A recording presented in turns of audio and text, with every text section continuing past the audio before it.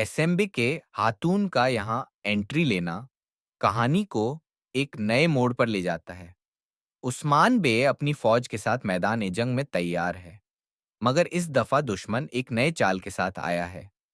Byzantine और Mongol फौजों ने एक नया इत्तेहाद बनाया है, जिससे उस्मान बे और उनके साथी एक नई मुश्किल का सामना करते हैं। हल्का बंदी होती है और एक अजीम जंग का आगाज होता है। जंग के दौरान हर तरफ तलवारों की चमक और तीरों की बरसात होती है।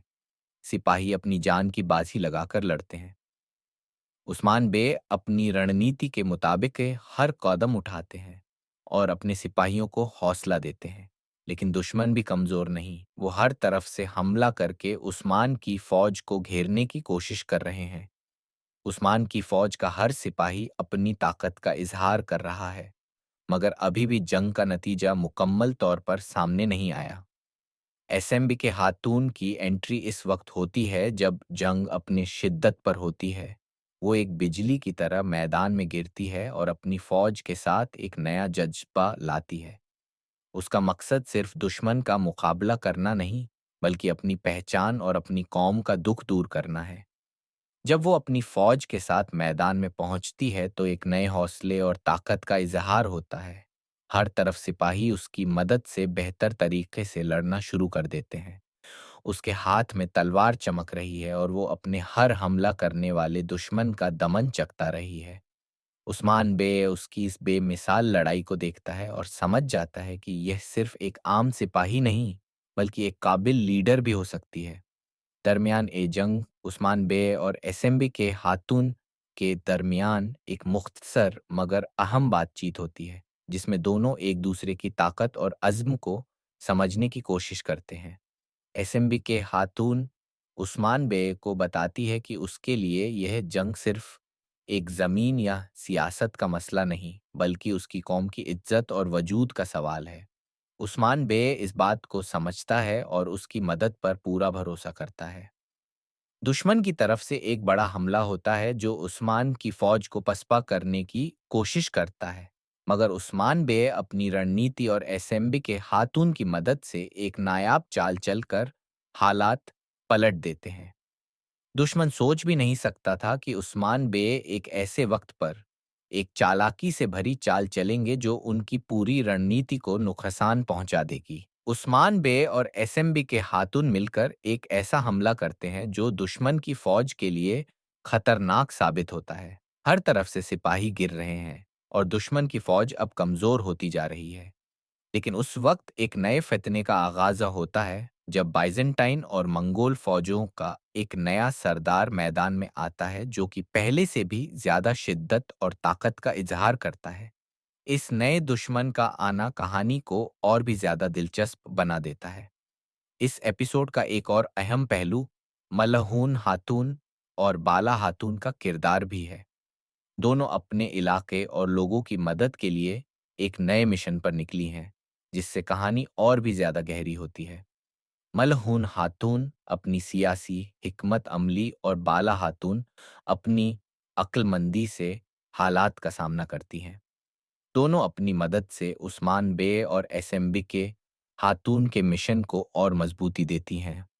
उनका एक दूसरे के साथ इत्तेहाद और वफा कहानी का एक नया मोड़ सामने लाता है। दोनों औरतों का किरदार इस दफा और भी ज्यादा मजबूत और बढ़कर सामने आया है। जंग का आखिरी मरहला तब आता है जब उस्मान बे एक जबरदस्त हमला करके दुश्मन को शिकस्त देने के करीब होता है।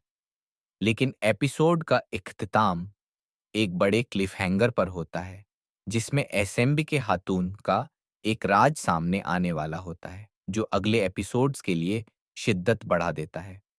ये राज कहानी को नए मोड़ पर ले जाता है। क्या ये राज उसकी असल पहचान से मुताल्लिक हट है या किसी नए साजिश का हिस्सा है? ये सब कुछ अगले एपिसोड्स में मालूम होगा। लेकिन अभी के लिए ये एपिसोड एक्शन, जज्बा और पॉलिटिकल इंट्रिग से भरा हुआ था। एसएमबी के हाथुन की शिद्दत भरी एंट्री और उस्मान बे के साथ उसका रिश्ता कहानी को एक नए मोड़ पर ले जा रहा है।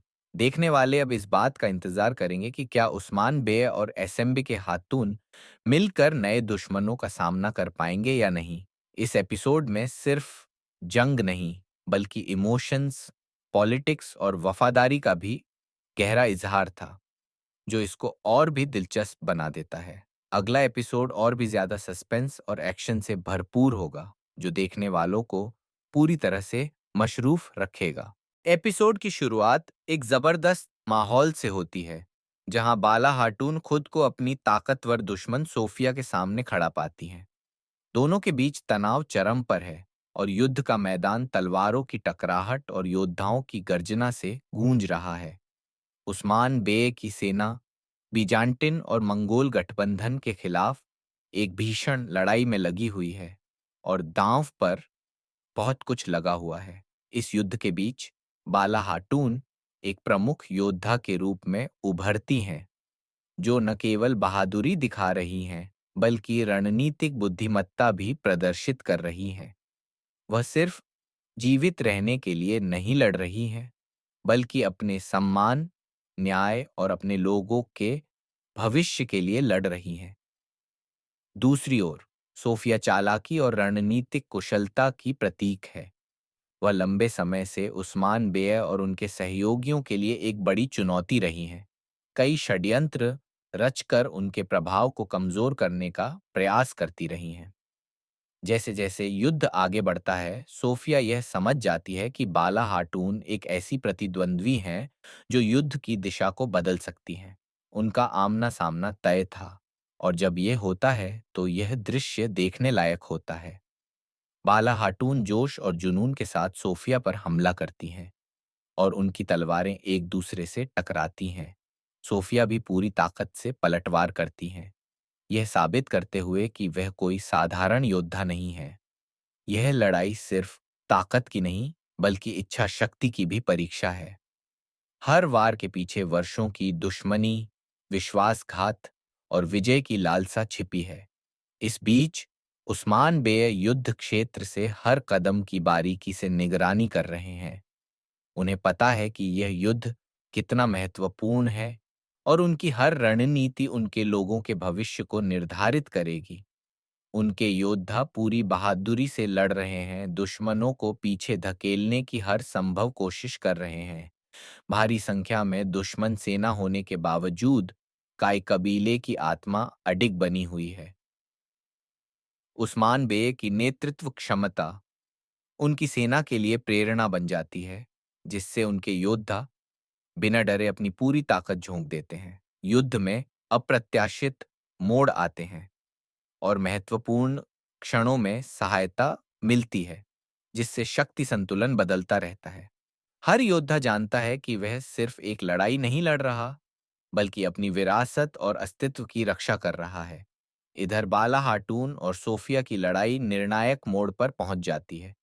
बाला हाटून अचानक एक तेज वार करती हैं और सोफिया को असहाय कर देती हैं, उसे एक ध्वस्त दीवार के खिलाफ धकेल देती हैं।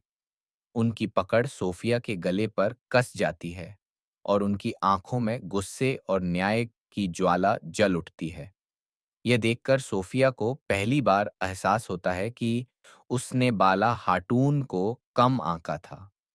अब शक्ति संतुलन पूरी तरह से बदल गया है और पहली बार सोफिया की आंखों में डर झलकता है। लेकिन बाला हाटून केवल क्रोध में नहीं है, वह एक उद्देश्य से लड़ रही हैं। अंतिम वार करने से पहले वह सोफिया को कड़े शब्दों में याद दिलाती हैं कि उसने कितने निर्दोष लोगों का जीवन नष्ट किया है। पूरा वातावरण भारी हो जाता है, क्योंकि न्याय का पल निकट आ रहा होता है। दूसरी ओर मलहून हाटून और अन्य प्रमुख योद्धा अपनी लड़ाई लड़ रहे हैं।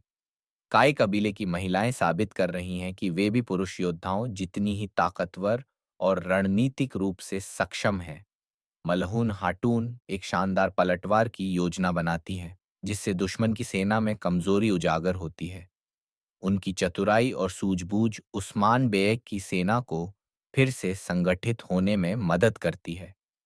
उस्मान बे, बाला हाटून और मलहून हाटून के बीच की यह सामूहिक शक्ति कबीले की एकता का प्रतीक बन जाती है।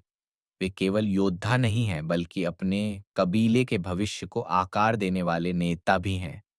जैसे जैसे युद्ध अपने अंतिम चरण में पहुंचता है, सोफिया एक अंतिम चाल चलने की कोशिश करती है। जिससे स्थिति को अपने पक्ष में मोड़ा जा सके। लेकिन बाला हाटून उसकी इस चाल को पहले ही भांप लेती हैं और कुशलता से उसे निष्फल कर देती हैं। अंत में बाला हाटून सोफिया को पूरी तरह पराजित कर देती हैं। लेकिन सवाल ये है कि क्या उसे तुरंत दंडित किया जाएगा या वह किसी और षड्यंत्र के लिए बच निकलने में सफल होगी? एपिसोड एक रोमांचक मोड़ पर समाप्त होता है, जिससे दर्शकों की उत्सुकता बढ़ जाती है कि आगे क्या होगा। ये एपिसोड सिर्फ एक लड़ाई नहीं, बल्कि एक जबरदस्त भावनात्मक और रणनीतिक खेल भी है। बाला हाटून और सोफिया का टकराव केवल एक व्यक्तिगत लड़ाई नहीं, बल्कि न्याय और प्रतिशोध का प्रतीक बन जाता है। उस्मान बे की नेतृत्व क्षमता, काई कबीले की महिलाओं की ताकत और इस महायुद्ध की ऊंची दांव पर लगी शर्तें इसे एक अविस्मरणीय एपिसोड बना देती हैं। जैसे जैसे धूल बैठती है, यह स्पष्ट हो जाता है कि यह युद्ध अभी खत्म नहीं हुआ है और आगे का सफर और भी कठिन और दिलचस्प होने वाला है। एपिसोड की शुरुआत एक गंभीर और तनावपूर्ण माहौल से होती है, जहां सभी की नजरें उस रहस्यमयी महिला पर टिकी होती हैं, जिसकी आगमन ने पूरे कबीले में हलचल मचा दी है। हर कोई सोच रहा है कि क्या यह महिला उनके लिए एक नई उम्मीद लेकर आई है या फिर एक नई मुसीबत। उस्मान बे और उनके साथी इस अजनबी के इरादों को समझने की कोशिश कर रहे हैं, लेकिन उसकी आंखों में छिपे राज को पढ़ पाना आसान नहीं है। दूसरी ओर दुश्मनों की साजिशें और भी खतरनाक होती जा रही हैं। बीजान्टिन और मंगोल गठबंधन उस्मान बे को कमजोर करने के लिए नए तरीके ढूंढ रहे हैं। वे जानते हैं कि अगर वे अंदरूनी फूट डालने में सफल हो जाते हैं, तो यह काई कबीले के पतन की शुरुआत होगी। इसी बीच मलहुन, हाटून और बाला हाटून भी अपनी तैयारियों में जुटी हैं। वे यह सुनिश्चित कर रही हैं कि कोई भी बाहरी खतरा कबीले के अंदर पांव न जमा सके। उस्मान बे इस नई महिला से आमने-सामने मिलते हैं और उनकी बातचीत रहस्यमयी और तनावपूर्ण होती है।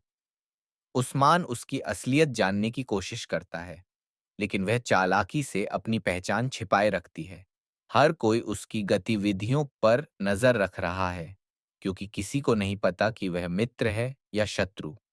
दूसरी ओर कबीले में कुछ लोग इस महिला के पक्ष में हैं और मानते हैं कि वह एक संदेशवाहक हो सकती है, जो किसी महत्वपूर्ण मकसद से आई है, लेकिन कुछ लोग उसे एक संभावित खतरे के रूप में देख रहे हैं। इस बीच दुश्मन अपने अगले हमले की तैयारी कर रहे हैं। उनकी योजना पहले से भी ज्यादा शातिर और खतरनाक है।